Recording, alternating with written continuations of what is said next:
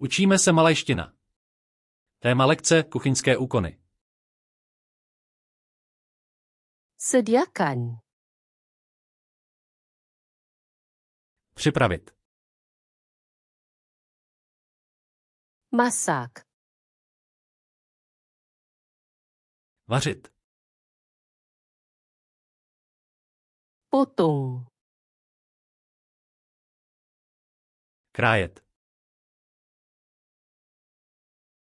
Cincang. Nasekat. Hiris. Nakrájet na plátky. Kupas. Oloupat. Basuh. Umýt. Bilas. Opláchnout.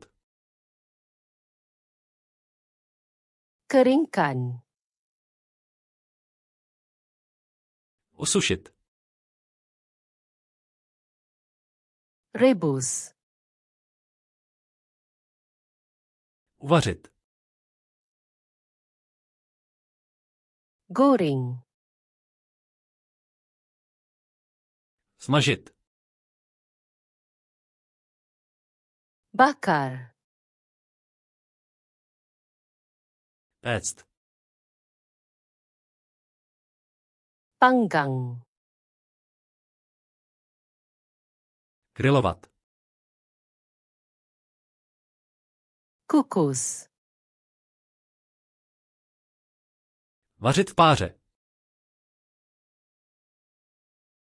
Kacau. Míchat. Campur. Smíchat. Tuang. Nalít.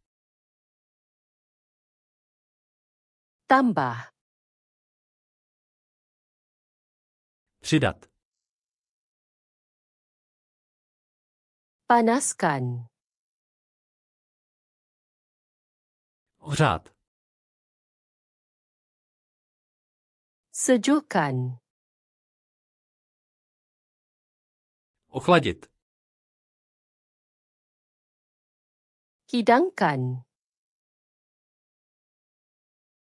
Podávat. Rasa. Ochutnat. Perasakan. Okořenit. Toskan. Slít. Tutup. Přikrýt.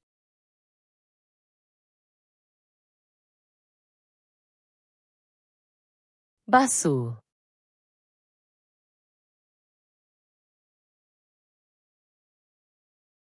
Bakar.